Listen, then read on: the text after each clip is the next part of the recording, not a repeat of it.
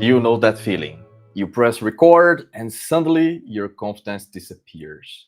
You want to leverage video for visibility and authority, but you're constantly worried about sounding like you're reading or sounding robotic. Well, my friends, today we're solving that problem for you. Before we start, I know that you guys are very excited here in the chat already. Please drop in the chat the city where you are now because this session will be very special. Today we're diving into teleprompter mastery, the secret to looking polished and perfectly natural on camera, even when you're reading a script. We have a very special guest. We have a lot of viewers already with us. Hey Tony, hey Debbie, hey Alina. We're starting in a minute. And our speaker today, I'm very excited to introduce someone that you already know. She lived in the TV spotlight for over 2 decades, and now she teaches others how to own it. Emmy Award-winning news anchor, on-camera coach, Kerry Barrett. Kerry, welcome to the show. Oh, thank you so much for having me. And of course, thank you to everybody who is attending today. I've been looking in the chat. I see Johannesburg and Poland and Atlanta, and Floretta is saying she can't hear us. I'm not sure what that's, if she's having some issues. I cannot repeat that intro, sorry. But it's fantastic to have everybody here. And Bruno, of course, thank you for the introduction. I appreciate it. And I'm looking forward to chatting with everybody today. I will take it away. Yeah. As Bruno mentioned, my name is Kerry, and just for the record, I don't use a lot of slides when I speak. The reason is part of what I talk about is being able to communicate and deliver effectively, specifically on camera. Yes, sure, that applies to virtual presentations where you may have slides, but I find it's a lot easier and it's less prohibitive to be able to deliver directly to the camera without the slides. So hopefully you can tolerate looking at my mug for the next 20 or 30 minutes and drop your questions in the chat and we will take it from here. I'm going to start with a little story today that is a tiny bit cringe, and you may recognize yourself in it. I was working with, this is relatively recently, I was working with a absolutely brilliant entrepreneur, and he works in the wealth management space. His name is Theodore, runs a very successful firm. He's helped tons of individuals not only build their wealth, but also manage it so that they, feel comfortable when they retire and they know they're on the right path, et cetera, et cetera. So anyway, Theodore is his name. That's what I'm going to call him anyway for the purposes of this call. So Theodore decided that he was going to record a professional bio video for his website, the one where you are introducing yourself and you're sharing your credentials and you're building that like no trust factor. And he had all of this mapped out absolutely perfectly on a teleprompter. Now, I don't know if he was using Big View, but he was using a teleprompter. All of his accomplishments, client results, years of experience. He hit record and I'm not kidding you. What came out of his mouth was absolutely not him. It was more like, hi, I'm Theodore, and I have 15 years of experience in the wealth management space. Completely sounded like he was reading this script at gunpoint. Theodore is not stupid. Theo's not stupid. He is not inexperienced. He fell into a trap, though, that I see about 90% of business owners and entrepreneurs fall into when they first start using a teleprompter. And that is that they think the technology is a way to sort of put their brains on autopilot. And listen, this is not a judgment. I've been there myself. You assume that having that teleprompter is going to solve all of your on-camera problems, when really, if you don't know how to use a teleprompter, it magnifies that. So I'm guessing that there are a good number of you here who have recorded a video where you knew exactly what you wanted to say, but the moment you saw those words scrolling by, you turned into a robot, right? Have you been there? You can drop it in the chat if you had. I can feel the nods and I can see the cringy smiles.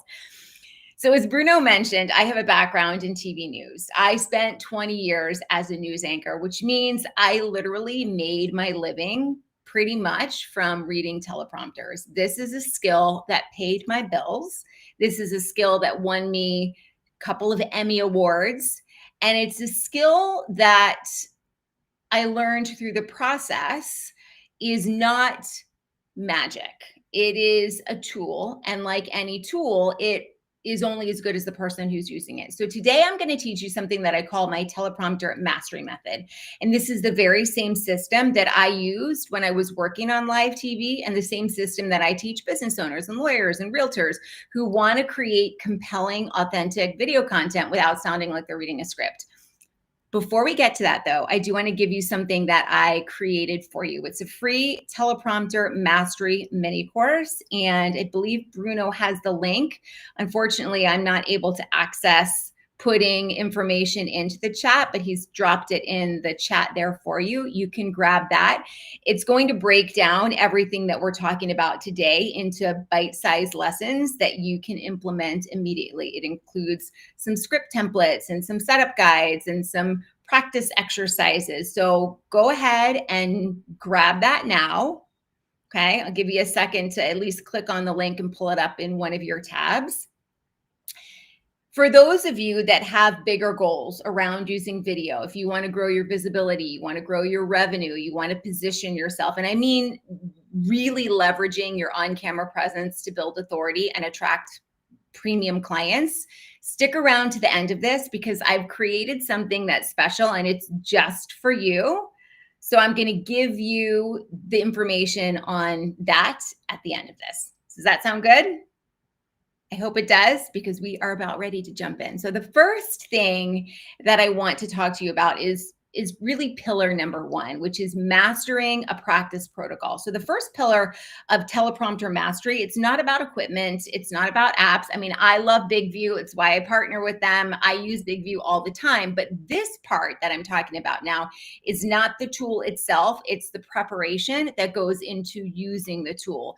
And I don't mean the preparation that a lot of people do, which is basically reading through their script once and kind of hoping for the best. So this is where I'm going to give you a little more value than a lot of the teleprompter tutorials you may have looked at in the past, right? So as I mentioned, a lot of people think practice means you're reading through your script once and then you're hitting record. And for most people, that's not nearly enough, especially if the teleprompter is new for you. So there's a four-stage practice system that I developed during my news career. And I'm going to walk you through that fairly quickly. So the first is the familiarization read. And this is where you read your script out loud. Don't read it in your head. Read it out loud 3 times. Do not use a teleprompter here. This is just you. This is your script, and this is your voice. It's not about memorizing anything. It's about getting comfortable with the flow. It's about identifying tongue twisters. It's about understanding the sort of emotional arc that may be present in your content. So the first read of these 3, you're really just getting through it. You're noticing where you stumble, where the sentences feel a little awkward, where you naturally want to pause. Now, the second read of this is where you start adding your natural inflections. So where do you naturally emphasize words? Where does your voice rise, or where does your voice fall? And then the third read is where you really start feeling ownership of what it is you're saying. It's not just words on a page, or not on a page, but words on a screen, right? Anymore. This is actually your message. Now, the next stage in this 4-part process is the slow scroll. So this is where you're going to actually take those words and you're going to put it on your teleprompter, on your Big View, which I'm assuming you're using because it's awesome. And you're going to set the speed to about 50% of what feels natural. Most people speak at a rate of about 2 words a second. That varies obviously with pitch and pacing, but that's a good sort of rule of thumb as to where you need to place that scroll speed. And I want you to read through your script twice at that slow pace. And what it does is it trains your eyes to follow the text really smoothly, and it helps you resist the urge to race through all of that stuff. And here's why this matters. When you're nervous, especially if you're adjusting, if you're not using Big View and you're adjusting the speed of your prompter on your own, we have a tendency to speed up. If you practice at a normal speed, especially if you're doing a live event when you're using a teleprompter, you're probably going to race through the actual recording or the actual video that you're doing. So you're going to practice slowly and you're going to perform normally. And during these slow reads, I want you to be thinking about smooth eye movement. I don't want you to worry about energy. I don't want you to worry about emotion or any of that stuff yet. I just want you to get your eyes comfortable with following the scrolling text. And I'm going to give you a little bit of an analogy here. I do not read music, but I have been told that this is a good analogy. If you read music, if you play music, you know that in order for one note to flow smoothly to the next, you need to be reading the music a couple of notes ahead of what you're actually playing so that you create that through line. Using a teleprompter effectively is very similar to that. You're actually reading a few words ahead of what is coming out of your mouth. And that part trips a lot of people up. That part probably takes the most practice of anything. But what it does do is it allows you to create a continual thought. It allows you to flow just like you would in natural conversation from one word to the next, right? All right, so the next is stage 3, and this is what I call the energy injection. So you're going to read through that script on your prompter, and I want you to focus this time entirely on vocal variety and energy. You're going to speed up during the exciting parts. You're going to slow down when you need to emphasize something. You're going to pause for drama, all of that sort of stuff. The teleprompter is going to be your guide here, but your personality is going to be what drives the delivery. And this is where a lot of people get it backwards. They let the teleprompter control their energy instead of using it as a tool to support natural delivery. So I want you to practice emphasizing as you're going through this particular stage, emphasizing different words in the same sentence. So for example, I help business owners create video. I help business owners create video. I help business owners create video. That gives you an idea of what it is that I'm talking about, because each emphasis changes the meaning and it can change the energy completely. And then finally, stage 4 is the full rehearsal. You're going to put all of this together, natural speed, eye contact, breaks, vocal variety, all of the energy, all of the good stuff. And this is one that I want you to record.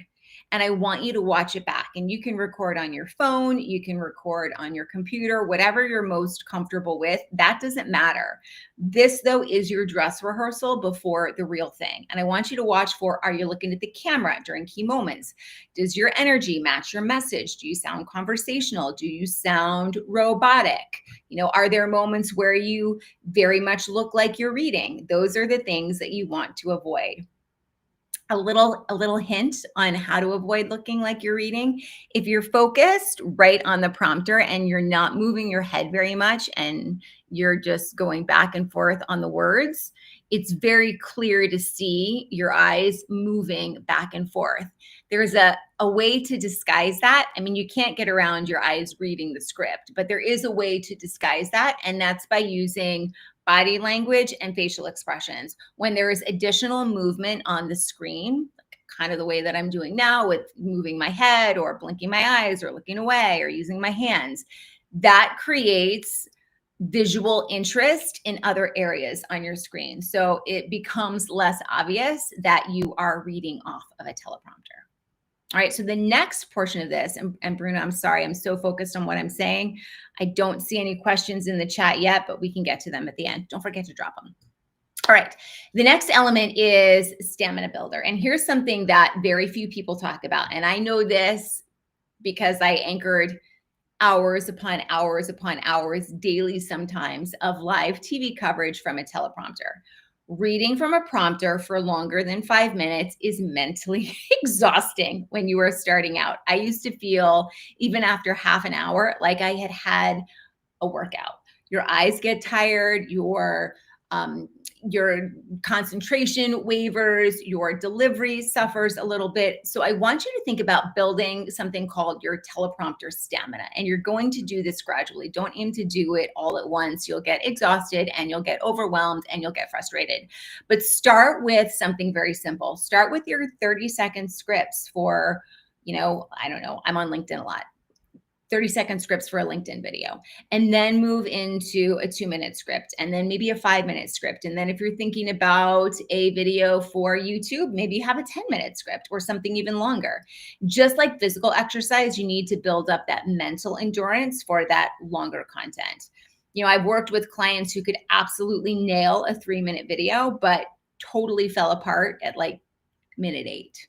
Eyes would glaze over, all that stuff, right? So practice in chunks is what I'm getting to. If you're creating what you think is going to be a 15-minute video training for a course that you're putting together, practice it in 3 5-minute segments until they're good. And then you can string it all together. Now, if you are doing a live event, hello, that's us today, you should have some sort of backup plan. So technology fails, apps crash, devices freeze. Know your content well enough that if your teleprompter dies during your live event, and this is when that particular challenge is most important, if it dies during a recording, you can always re-record it. But you should be able to finish your key points from memory, right? Not memorizing everything necessarily word for word, but knowing your main points, knowing your transitions, certainly knowing your call to action. I've seen a lot of people, and frankly have experienced falling apart entirely myself when a teleprompter glitches or when technology glitches. The pros, they smile, they take a breath, they throw out a transition sentence that they have in their back pocket, and they keep going. So one of the things that you can do as you're putting together this emergency backup plan is create some backup content bullets. Maybe it's 3 to 5 key points that you can deliver without a prompter. Your main message, your biggest benefit, your proof point or your story, your call to action, and then your contact information, right? So all of that I just went through, that's pillar 1. That's your preparation. The second pillar, and there are 3, is writing scripts that sound human. Okay, so that means writing for the ear and not the eye. And this is key. This is where that client that I mentioned, Theo, this is a big part of where he went wrong. He wrote that bio like it was going on LinkedIn, or that it was a text bio. It was very formal. It was very credential heavy. It was very corporate-y. Perfect for reading silently with your eyes. Terrible, absolutely dreadful for speaking out loud. You cannot write for a teleprompter the same way that you write an email or a blog post. The moment you try, you are going to sound like a virtual white paper, like you are reading somebody else's stuff.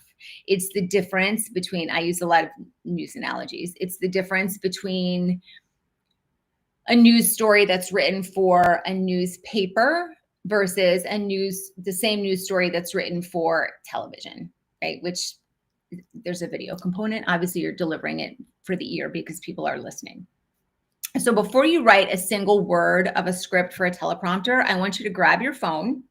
I want you to hit voice memo and then explain your topic like you're talking to your favorite client or your best friend over coffee. I don't want you to think about structure. I don't want you to think about being perfect. I just want you to talk, so here's what I've been thinking about your marketing strategy, or what's been frustrating about this industry lately, things like that. And then take that recording, and AI makes this very easy to do, and transcribe it. That is your starting point. That's your natural voice. It's your authentic tone. It's your real personality. Most people do the opposite. They sit down with a blank document and they try to write themselves into sounding professional. Instead, you want to talk yourself into writing naturally, if that makes sense. When you're writing for teleprompters, shorter sentences are not just easier to read and deliver, they're easier to deliver with energy and conviction. So instead of Something along the lines of our comprehensive digital marketing strategy incorporates multiple touch points across various platforms to maximize engagement and conversion rates while maintaining brand consistency. Let's add throughout the customer journey on for good measure, right? That reads on paper nicely, but it is a mouthful to try and say and keep people's attention. So instead, the way that you might change that sentence for a teleprompter, again, for a script that you're delivering verbally, is our marketing strategy hits your customers wherever they hang out. Facebook, Instagram, email, website.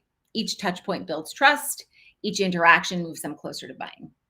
Do you see the difference between those two? The second version has the same information, but it is broken into bite-sized thoughts that are easy to deliver. Each sentence has its own energy. Each sentence has its own purpose.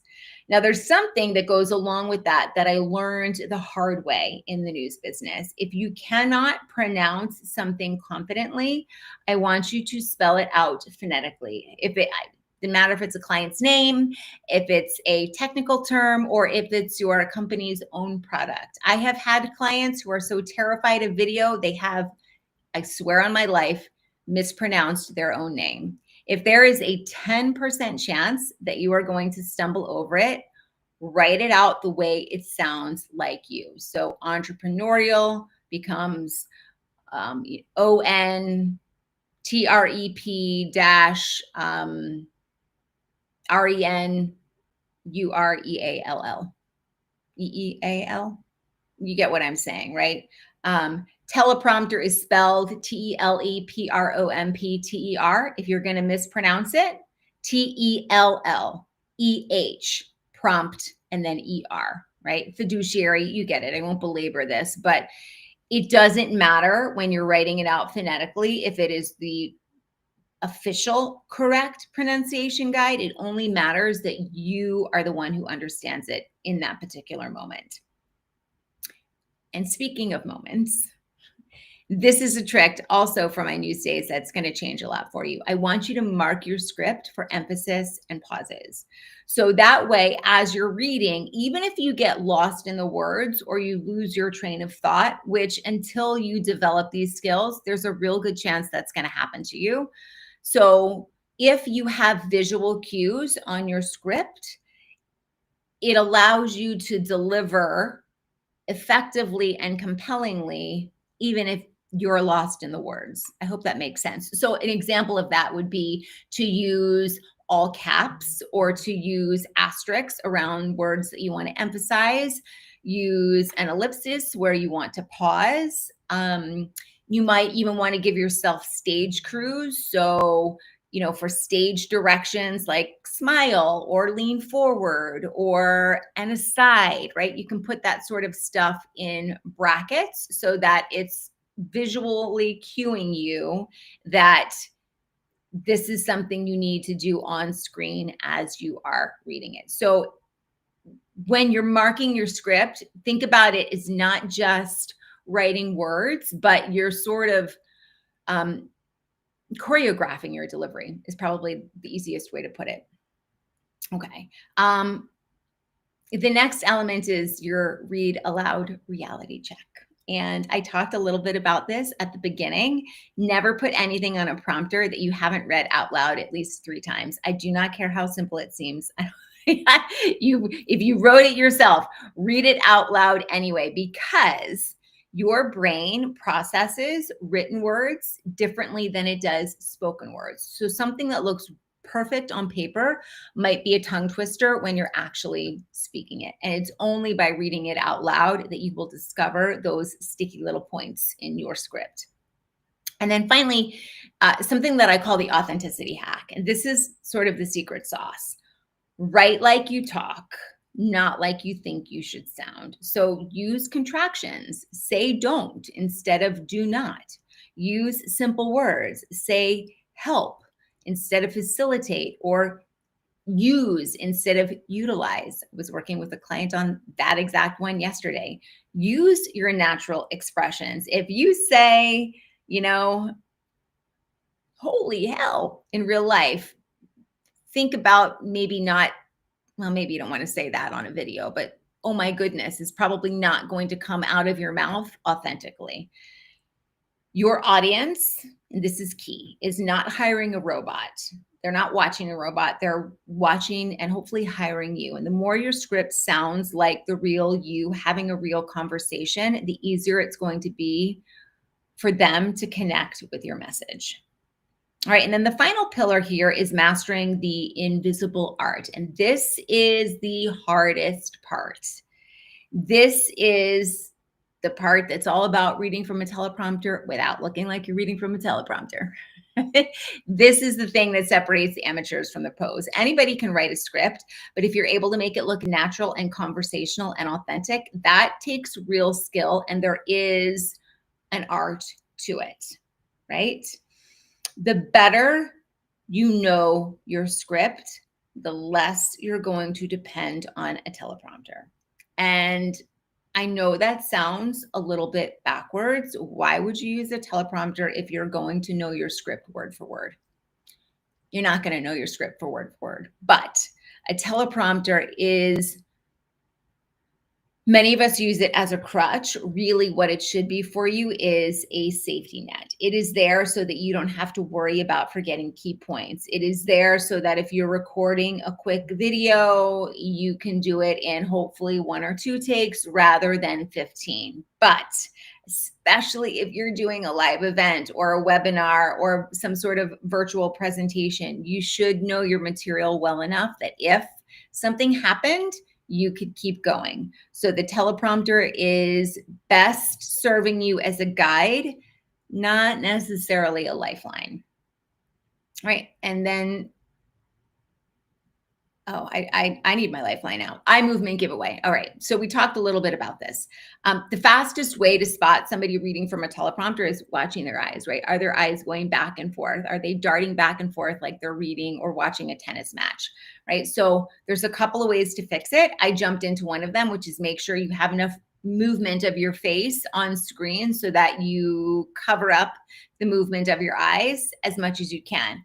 There are some other elements, though, that will make it a little bit easier for you to, again, disguise the fact that you're using a teleprompter. So the first is to make sure that your text is formatted properly. You're looking at somewhere about 3 to 5 words a line, large font, high contrast.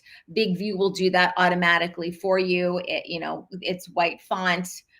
If you're on your phone, it is white font on a black background if you're on your computer, right? So it does that very nicely for you already.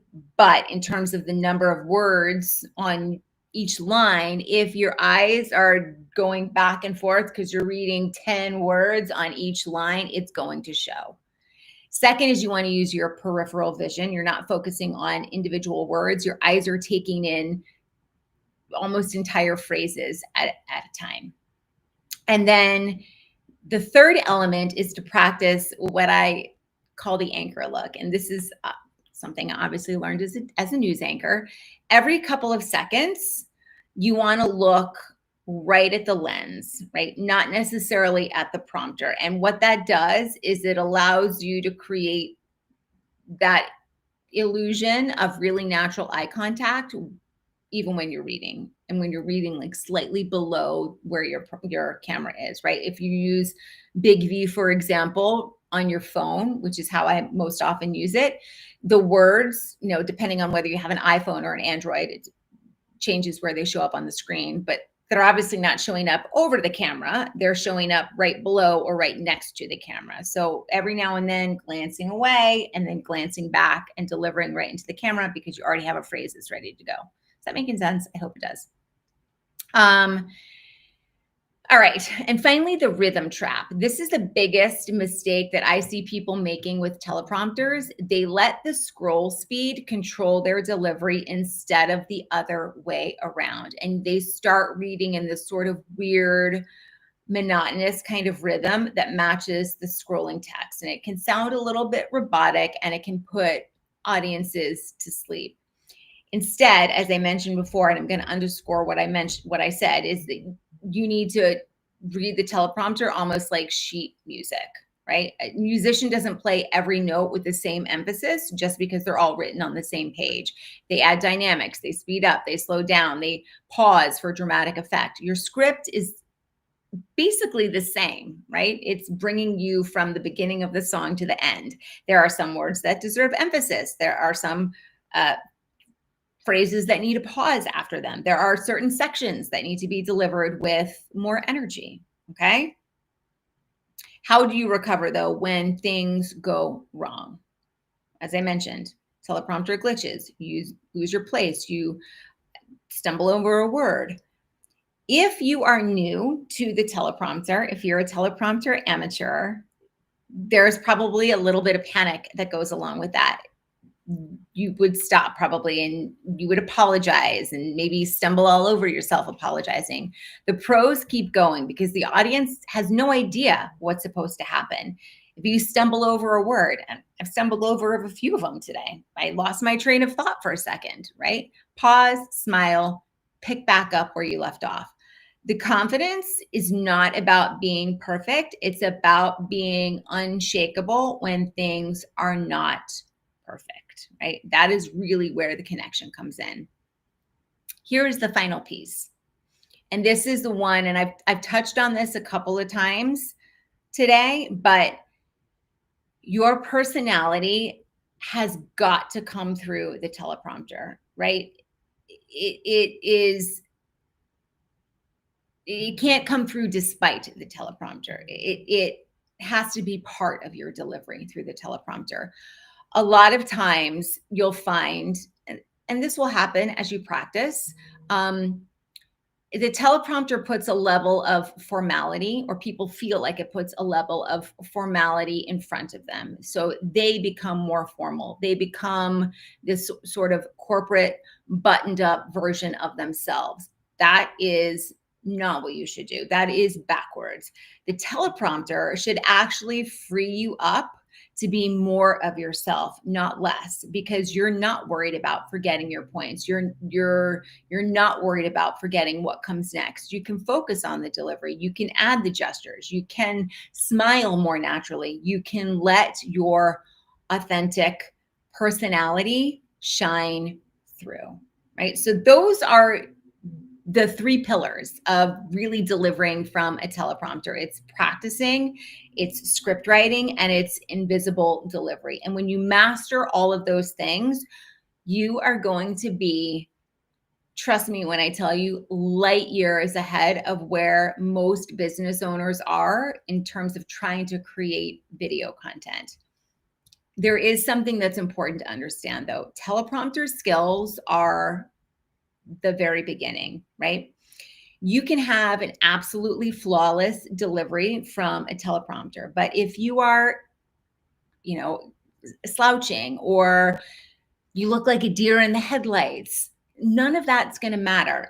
The teleprompter solves a very specific problem. It solves the what to say problem. It doesn't solve necessarily, or very often anyway, the how to show up with authority and sound confident problem. And I'm going to share a solution for that with you in just a second.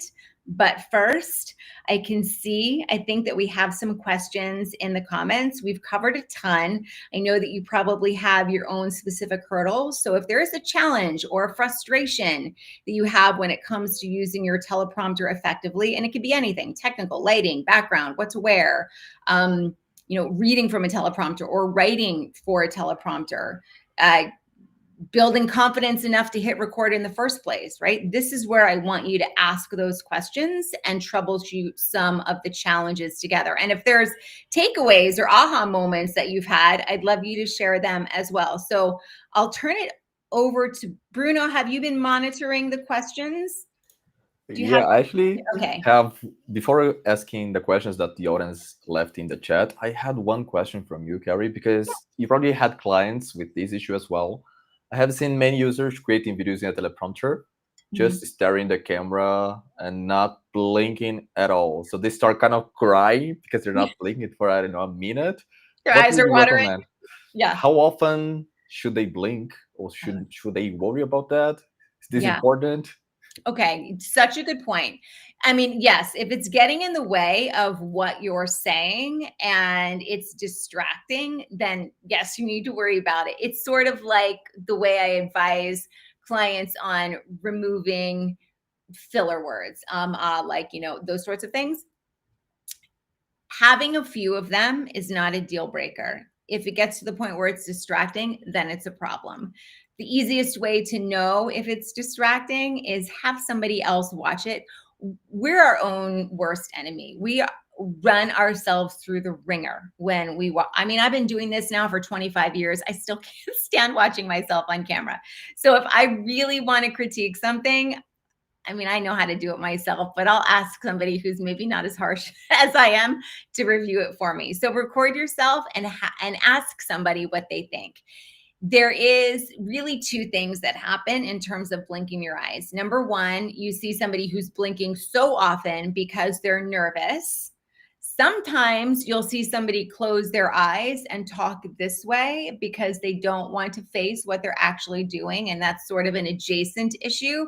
And then you have what you spoke about, which is people who are afraid to blink because if they're using a teleprompter, they're afraid if they blink, they're going to lose the words, right? And it's called the teleprompter stare. There's a name for it. I've experienced it when I was working in the news industry. So there's no magic wand. A big part of the fix for that particular challenge is going to come from just getting comfortable in front of the teleprompter. Like the reason that you're either not blinking or blinking a lot is because you're nervous. And the only way to get through nerves is to build the skills and then do the thing. And when you get more comfortable doing the thing, that problem is going to go away.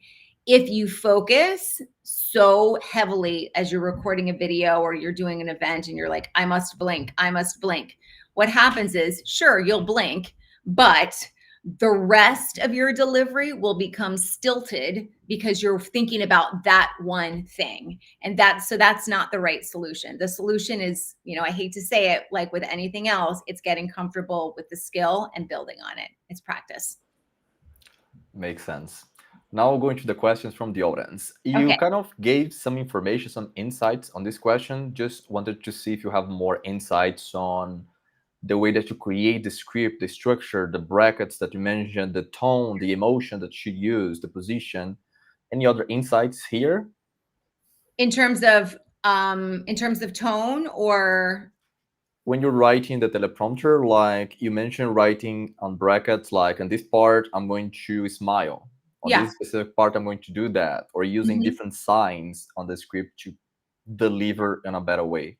Yes. And so what else can you do? Is that, sorry, I'm being dense right now. Is that your question? Yes, that's the question. Okay, got it. So again, writing a script, we have a tendency, as I mentioned earlier in the talk, we have a tendency to write a script that almost reads as if it is a white paper. We think of video as a virtual white paper. And so we have to it's an entirely different style of writing than most people are used to. It's called broadcast style writing. It's something I learned when I was getting my broadcasting master's degree, and then of course refined through the process of my time in the newsroom.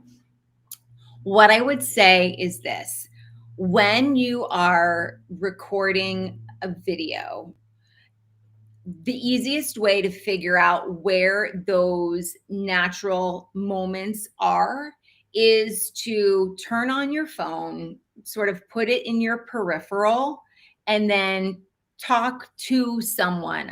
Your business partner, your spouse, your best friend, if you have a particularly helpful client who would be willing to work through this particular process with you, and just talk to them, and then go back and be very intentional in picking out the moments. This sounds like a lot of work. You're not going to have to do this all the time, but to get to where you want to go, there's a heavy lift up front, heavy-ish lift up front. So be aware, you're not going to have to do this all the time. I would say do this with like 5 videos and understand where you naturally slow down and where you naturally speed up and what words you naturally emphasize, and then transcribe that script or whatever you said, using your notes app or Chat GPT or Otter or whatever it Fathom, and then copy and paste that script into a document and go ahead and mark that script exactly as you spoke it. Where did you slow down? ... I mean, those are the classic news script markers. Is the ellipsis, it's the asterisk when something is important, and it's the visual cues, lean forward, smile, whatever. You could even, if you have a paper script, do a smiley face on it. I don't want you to overcomplicate it though. There's really not much more to it than that. It's just a matter of becoming aware. So much in terms of your on-camera communication is becoming aware of your natural cadence, and then amplifying the things that you do really well, tamping down on the things that maybe are not your strong spot, and then replicating your natural conversation with a little bit of polish on camera. It is interesting because it's the first time that I hear this question. Mm-hmm. Should I do push-ups or jumping jacks before hitting record? Any tips on how to be more alive? Oh, I've heard that question before. I've heard that question a lot. If you're nervous and so it's hard to tell by that question if that person is nervous. So 1,000 life lessons, if 1,000 life lessons and everybody else is nervous before they're recording and they're looking to burn off a little bit of energy, or if they're looking to boost their energy so they come across as a little more energetic. I would say there's really two. If you are looking to pump yourself up because you're worried about not having enough energy, then absolutely push-ups, jumping jacks, even like crunches are a great way to boost your energy and also tamp down a little bit on some of the nervousness. If you are nervous, I would suggest doing something else instead. For example, I almost stood up and did a demonstration, but I'm not going to do that. I would jump up and shake your hands out. There's a reason that, if anybody's familiar with like energy work, right? If you've ever had a Reiki session, for example, right? They'll pull their hands off of your hands and shake the energy out. We release energy, nervous energy, through our limbs. So shaking is the reason people do that when they're gearing up for something or they're trying to get rid of, you see an athlete doing that before their event, right? It's because it shakes out the nervous energy. So there's really like two different strategies. One, if you're looking to bump up your energy, and one, if you're looking to calm yourself down. I will say this, and I won't try not to belabor the answer here, but for most people, the camera is energetically flattening, meaning even if you're nervous, there's a real good chance, unless you're speed reading or blinking your eyes a million miles an hour, there's a really good chance that you're not going to look as energetic as you feel on camera. The reason the camera is energetically flattening is like fourfold. I mean, you've got hardware and software, and you've got no context, and you've taken a 3D person and put them into like a 2D environment. And so for most people, being on camera requires them to boost their energy, usually fairly significantly. So if you're nervous, feel free to shake out the nerves, but try and use it to your benefit, because you're going to have some extra energy there that's probably going to translate on camera pretty darn well. Yeah, I think that answers the question. I hope it does. I wanted to also mention to the users that, not sure if they're users already of BigView, but if you're having any issues with the app, just send a message support@bigview.tv. And if you're concerned about if the app is working and it would work for you, for all of you, you would have 30 days money back guarantee. So if you start a subscription today, you have 30 days to really make sure the app will help you deliver and create more content using a teleprompter. I do have a question. We had a question about lighting. Yes. On the glasses again, reflecting on the glasses. We always Yeah. have the question, so this is very relevant to, yeah, I would say, most users. Absolutely. And I mean, you can see I wear glasses, and if I move my head in the right way, you're catching some of my lights. So Mary, very good question. And in fact, I was on a client call with one of my clients who's creating a video course, and we were having that discussion as we were sort of location scouting around his office. So really, aside from doing things like putting an anti-reflection coating on your glasses, avoiding or reducing glare is really about geometry. And what I mean by that, it's like the angles of your light. So for example, having a light directly in front of you, it's going to be real hard to get around having glare in your glasses. What I like to do is, I mean, when I'm positioned in the way that I am now and I don't have my head up, there's very little glare in my glasses. You might catch it here or there when I move in a specific way or in a specific direction. But the reason for that is the way that I've positioned my lights. So my lights, and I have 3 of them, I have what's called a softbox light in front of me. That is a diffuse light that is provides a full light for your face. I have that in front of me and slightly above and tilted toward me a little bit, right? And then I have 2 what are called tube lights. Those are at a 45-degree angle in front of me, and they're also slightly, they're above my face level, above where my face is, but they're slightly tilted down. So I get a soft, full light all around me, but I don't have lights that are going directly into my glasses and therefore seeing the reflection. So again, all your lights should be slightly above your face level and tilted down just a little bit. I hope that's helpful. That's the easiest way to get around it. It's not perfect, but it's the best solution out there. We have one question that's not necessarily about the teleprompter, but how to look good on camera, like the best close-ends, colors, background lighting, background replacement. We also mentioned this in the last session. So thoughts on that? Absolutely. So color is, and what you should wear is one of the most common questions that I got. And actually I did mention, I want to make sure I have a chance.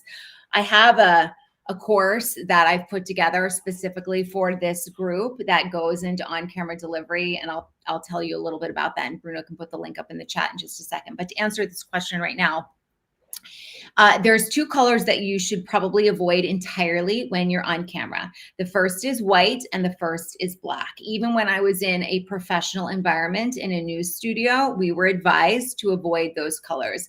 If you are in a situation where your lighting is not pristine, and that is usually the case with in-office or in-home studios, unless you've had somebody come in and strung up lights from your ceiling and everywhere else, you're not going to have a professionally lit studio. I don't have a professionally lit studio. So if I'm going to be in an environment where I don't know what the lighting is, black and white are out. Right? I wear them occasionally if you watch my videos on LinkedIn or YouTube, you might see me wearing white or black, but that's because I know my lighting well enough and I've been in this exact spot for 6 years now. You avoid black, white. There is one brand colors are great as long as there's a little bit of contrast with the background behind you. If your brand color is gray and you're sitting in front of a gray wall, don't do that. Blue is universally flattering. Blue is a great color psychologically for most audiences. It is a color that aligns itself with trust. It aligns itself with wealth. It aligns itself with stability. So for most people, there's a psychological factor that goes into how we perceive somebody who's wearing blue. Blue also has the benefit of being universally flattering. I guarantee there is a shade of blue out there that looks good on you. So if you're ever in doubt with what to wear, I'm wearing blue today, wear blue. In terms of background lighting, so never sit with the brightest light source behind you. In fact, I have my shade down on this particular window now because at this time of day, the light comes in that window. And despite the fact that I am sitting in front of 3 lights right now, that light is still very bright. So that's why I have it covered up. I like to add, and you can do this, and heck, if you're interested, I'm more than I'm going to put a link up for some calls as well. So if you want to walk through your background on a call with me, I'm more than happy to do that. So I'll give you an example. I have this little corner in my window, and I have on this side of my wall, like this shiplap. Don't judge me. I know it's, I think, dated at this point, but it's dark wood. And I have this in person, looks quite a bit lighter blue. And then I've got this little olive tree thing back there. When I don't have this light, this corner looks like a black cave. There is like, sucks the light in, and it is, I see it over my shoulder and it drives me insane. So I have a little light rig that I bought on Amazon for $30, and I have it lit back there. Really, ideally, you have some sort of light that gives your space a little bit of depth. If you are up against a wall because you don't have a lot of space to work with, you don't really need to worry about lighting. But if you have room with a little bit of depth behind you, I would try and put some light in some of the corners so that you create a little more dimension. The purpose of, if you're not familiar, some of the things that we're talking about here in terms of what you wear and what your lighting is like and what your background is like, it can seem like it's sort of superficial. It's not, hands down, outside of probably eye contact and what do I do with my hands? These are the questions I get most often. And it is aesthetics, but it's aesthetics with a purpose. You want some visual interest behind you, but you don't want anything distracting. And you want your setup to be something that, you know, especially if you're in a space that requires a lot of trust, realtors, lawyers, wealth management, etc. You want a space that inspires authority and credibility. And that's what the goal of setting up your background is all about. I hope that was helpful. Without seeing your background, it can be hard to give specific advice on what your lighting should look like, but hopefully that gives you a little space. And I see a question from real estate buy and sell, I think stress-free. Yes, my current background is real. Amazing, amazing. And we're almost at the end of this session. Before we have a few things still to share with you, with the audience. And I was not supposed to say this today, but we already have our Black Friday deal available. So that's why I'm only mentioning now. We're still with us for more than 50 minutes. If you want to know more about it, just send me an email. It's not officially out yet, so just send me a message. And Kerry, I know that you have a few things to share with them. Right? I do. Absolutely. And I appreciate that. And Bruno, you have the link. So I'll call for them if you want to put them in the chat. For some reason, I can't seem to access putting comments in. But yeah, before we wrap up, I do want to share something with the audience. If you have been sitting here and thinking, yeah, this is me, I can read from a teleprompter now, or at least I know how to get started, but there's still a gap between, you know, the expert that you know that you are and the person that you come across as on screen, I would like to help you close that gap, right? As you know, and that's why you're here, video is not going away. If you're a business owner, an entrepreneur, being on camera and that the skills and the confidence and the presence and the camera awareness, that's where you build trust in the digital world, which sounds tired in today's digital era, but that's where we are. If you want to know how to use those skills to demonstrate expertise and create connection that turns viewers into clients, I created a little something for just this group, and it's called the Camera Ready Confidence Course, Look, Sound, and Feel Like a Pro. And it is a complete system for transforming how you show up on video. And this is whether you are using a teleprompter or not, but it's the exact method that I have used with C-suite executives and attorneys and entrepreneurs and business owners and coaches and doctors and all the different people that I work with. It's the system that I use to teach them to communicate easily, effectively, and compellingly every time they're in front of the camera, whether it is for a video podcast or a client pitch or a media appearance or a sales and marketing video. So in this program, we start with mindset, right? The things and the techniques that will make confidence radiate through the camera. We talk about vocal strategies that will help you command attention, physical presence secrets that establish instant authority. I am going to be selling this course online. It's priced at $397, but I did promise you, if you stuck around to the end and you're serious about improving your video skills, I'm going to offer it for a different price today. I'm going to offer it for $247. It's $150 off.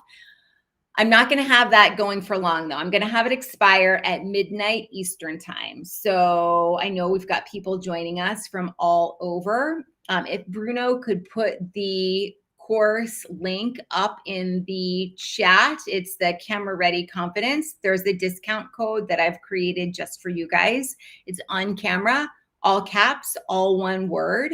And there is a place to plug that in to the purchase screen. And if you are interested in really up-leveling and closing that gap between who you are and how you appear on camera, this is the place to do it. And then finally, if you do want to explore more support, if you'd like to talk about how I can help you one-on-one, or you're interested in group coaching, you can book an on-camera authority assessment. That is on my Calendly link, and you can put, Bruno, if you don't mind putting that in the chat as well. So final wrap up, I appreciate all the time that you've spent with me, regardless of whether you join the course or you book time with me or not.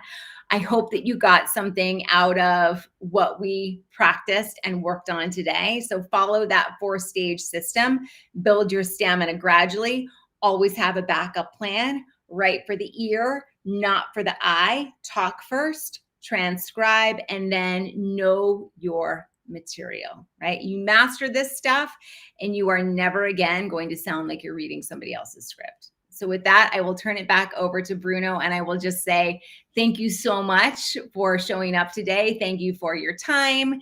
Thank you for your attention. And I'd love to see you go create something amazing on camera. Amazing. And before I let you go, Kerry, before we let you go, I just have one final question, because we're already in November.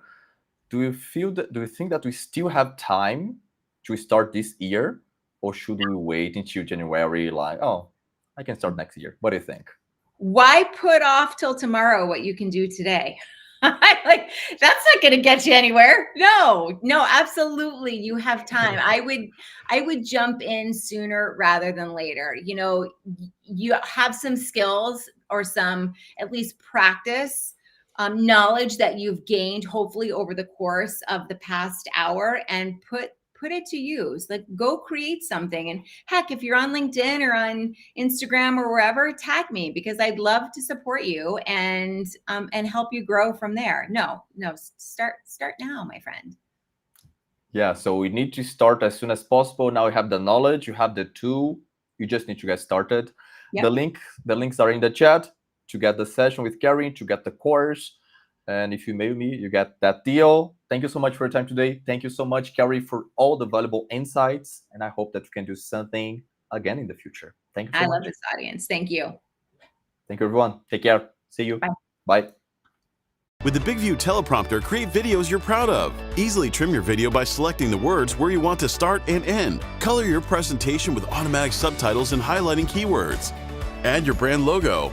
Add music for an emotional touch. Add your contact info on an animated business card on all your videos. Easily replace green screen with an image or a video loop. Stand out with a web page with your logo, your video at the center, and personalized button for visitors to interact. It's one tap to simultaneously upload your videos on Instagram, TikTok, and YouTube. Always know what to say.